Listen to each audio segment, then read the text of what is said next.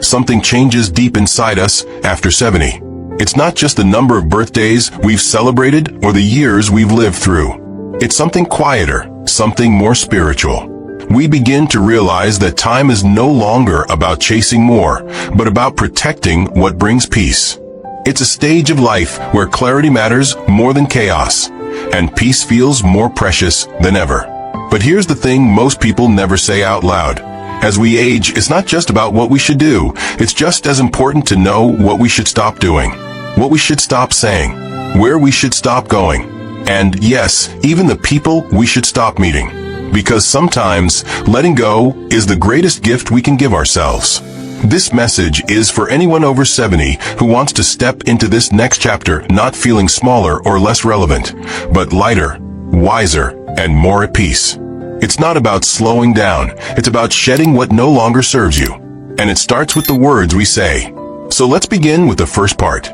3 things you should never say after 70. These phrases might sound harmless, even familiar, but they carry emotional weight that quietly holds us back. The first one is something many older people say, without even thinking. The words of comparison between the past and the present, showing that the speaker feels unhappy or disappointed with how things are now, such as back in my day, things were better. Now, there's nothing wrong with remembering the past. There's beauty in nostalgia. But the danger comes when that phrase becomes a wall between your memories and your present life. When we say the past was better, we're unintentionally telling ourselves that today, this moment right now, is somehow not good enough. And that creates a subtle kind of sadness. It robs us of the little joys right in front of us. The taste of morning tea, the warmth of sunlight through the window, the sound of a grandchild's voice. Life today is different, yes, but that doesn't mean it's lesser. The world may have changed, but your spirit hasn't lost its value. You are still here, still breathing, still meaningful. So instead of living in the shadow of the past, honor it, but keep your feet planted in the present. The second phrase we must be careful with is even more dangerous. The words of limitation or self-doubt, showing that the speaker believes it's too late to grow or adapt, such as, I'm too old to change. That's not just a sentence, it's a self-imposed prison. The truth is, age does not stop growth. Fear does. When you start to believe that change is no longer possible, you stop giving yourself permission to learn, to forgive, to surprise yourself.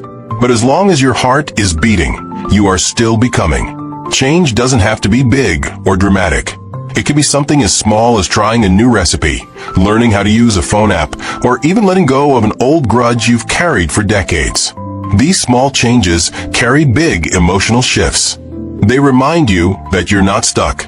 You're still alive inside, and you're never too old to make peace with yourself. And the last phrase we often hear, especially in quiet moments, is the words of regret, expressing a longing for something they didn't do or a chance they missed in the past, such as, I wish I had. Simple words, but they echo with years of regret. The thing about regret is that it doesn't stay in the past. It creeps into your present, coloring every quiet moment with what-ifs. But here's something powerful to remember. Your story isn't over. Regret keeps you stuck in the past. But curiosity, wondering what you can still do today, brings you back to life. Maybe you wish you had traveled more, said something to someone, taken a different path. But that doesn't mean it's too late to create peace, to offer kindness, to speak love. Don't let the past steal your present. Ask yourself what kindness you can give today, what smile you can offer, what peace you can choose. The final chapters of your life can still be your most meaningful. Now let's move into the next part. 3 things you should never do after 70. Not because life is over, but because your energy deserves better. Your time deserves better, and so does your heart. The first thing to stop doing is seeking approval from the younger generation. This one is subtle but heavy. Many elders feel the need to stay relevant, to be accepted by their children, their grandchildren, or even younger neighbors. But here's the truth. You have nothing left to prove. You've lived through things they haven't even imagined yet. You've raised families, said goodbye to people you loved, survived losses, and grown through hardships that can't be explained in a tweet or a phone call. You don't need their validation to know your worth. You are not a shadow of your younger self. You are the full flame of experience. Let the younger ones chase trends. Let them worry about being in the loop. You are the lighthouse now. Speak from wisdom. Walk in grace. You don't need to explain yourself anymore. You are your own proof. The second thing to stop doing is holding on to things just because you're afraid to let go. This is a quiet struggle for many elders.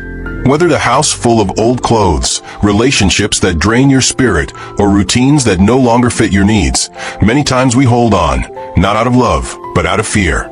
Fear of emptiness. Fear of silence. But here's the truth. Peace doesn't come from possession. It comes from presence. Letting go doesn't mean losing. It means making space. Space to breathe. Space to rest. Space to let new joys come in. Clear out the physical clutter, but also clear out the emotional clutter, the old grudges, the outdated expectations, the roles you used to play that no longer bring meaning. You don't lose yourself when you let go. You find yourself again. And the third thing you must stop doing is replaying what you've lost.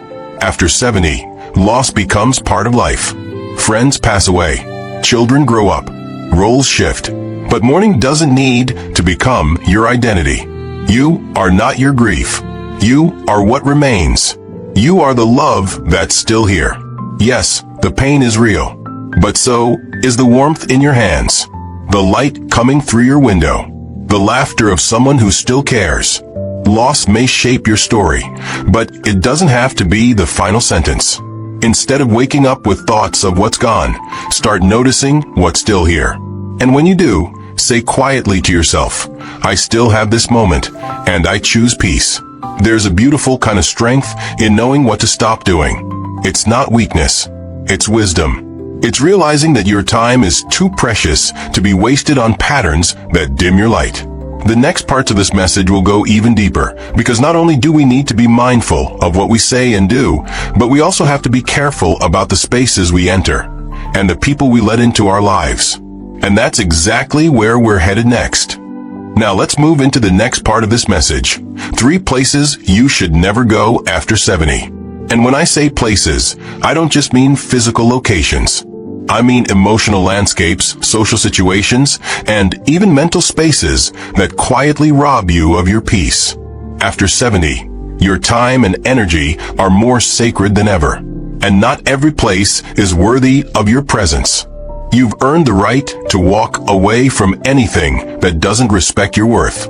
The first place you should never go is anywhere your dignity isn't honored. This could be a family gathering where people talk down to you. It could be a church where you feel invisible. It could be a phone call that always ends with you feeling small. You may have gone there for years out of habit or out of loyalty, but if you leave feeling disrespected, it's no longer a place for you. Dignity is not a luxury in your 70s. It is your baseline. You deserve to be seen and heard without having to fight for it. You don't need to explain yourself. You don't need to tolerate subtle insults or passive indifference. If someone doesn't honor the light you still carry, it's okay to quietly remove yourself. Your peace is not up for negotiation. The second place to avoid is anywhere you're only tolerated, not celebrated. There's a big difference between being included and being truly welcomed. Too often, older adults are invited to events or gatherings out of obligation, not joy. People may call you out of duty, but their attention is somewhere else. Their words are polite, but their hearts are distant. And over time, that energy wears you down. It makes you feel like you're just there, not truly wanted. After 70, your presence should never feel like a favor. It should feel like a gift. You deserve to be in rooms where people light up when you walk in, where your stories are listened to, not brushed aside. Find the places where your laughter is shared, your wisdom is valued, and your being is celebrated. That's where your soul can breathe. And third, don't go back to past pain expecting to fix it now. This one is quiet, and it lives in the heart. Sometimes we revisit old wounds, old conversations, old places, even old letters, hoping that maybe this time we'll feel closure.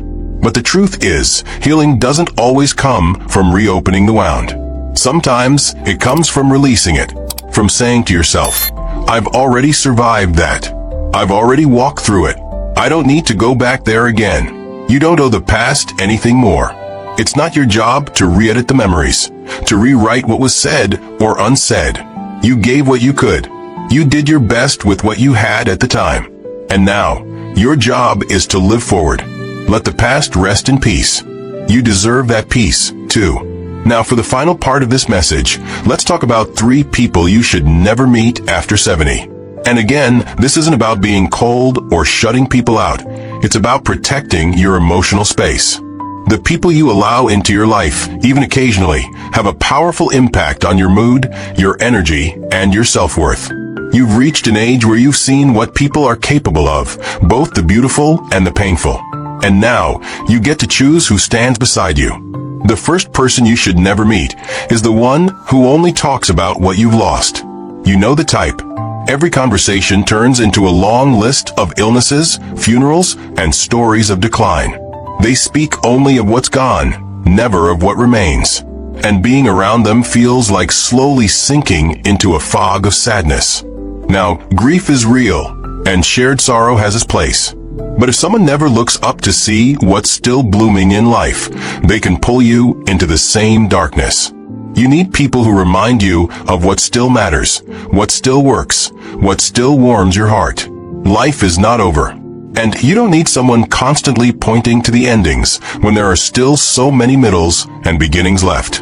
The second person to avoid is the one who sees you only as a burden. Sometimes this person hides behind politeness, but their energy says everything. They help you out of obligation, but their presence feels cold. You sense it in their sighs, in how quickly they rush you, or how little they listen. Being around someone who sees you as a task, not a person, slowly chips away at your dignity.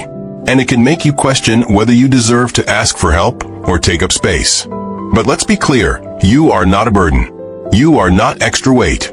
You are a full human being, with history and value and presence. If someone cannot care for you with respect, then love yourself enough to care from a distance. You deserve more than tolerated kindness. You deserve warmth. And the third person you should never meet is the one who keeps you small. This may be someone who's trying to protect you. They mean well, but their words sound like limits. You shouldn't try that. That's not for your age. Better to stay quiet. Better to stay home. Over time, you begin to shrink, not physically, but emotionally. You stop trying new things. You stop speaking up. You stop dreaming. And the saddest part is you start to believe that maybe they're right. But they're not. You're still growing. You're still becoming. Age may change your pace, but it doesn't take away your right to evolve. Surround yourself with people who say, try it, do it, go for it. You don't need protectors. You need encouragers. At this stage of life, who you spend time with, where you go, what you say, and what you do, all of it adds up to the quality of your days. And those days are sacred. Let go of what dims you. Stop doing what drains you. Walk away from places and people who leave you feeling smaller. Instead, speak with love. Move with peace. Go where you are free. Be with those who make you feel alive. You are not in your final chapter. You are in your finest chapter.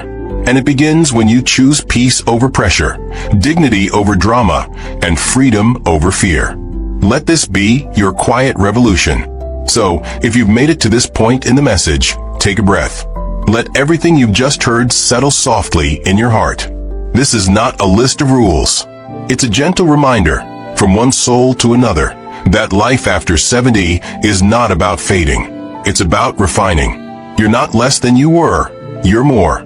More clear about what matters. More aware of what brings peace. More ready to protect your spirit. If any part of this message spoke to you today, carry it with you. Not as a burden, but as a blessing. Let it guide you when you're unsure. Let it comfort you when old thoughts come knocking. Let it remind you, you are still becoming. Speak only what uplifts. Do only what brings peace. Go only where your spirit feels safe. And meet only those who see your worth. You're not too late. You're right on time for this moment, for this wisdom, for this chapter. And if this message gave you something, clarity, calm, or even just a small sense of hope, take a second to share it with someone who might need it too. Maybe a friend, maybe a child, or maybe just a note to yourself. Because aging isn't something we go through alone. It's something we rise through together. We'll see you in the next message.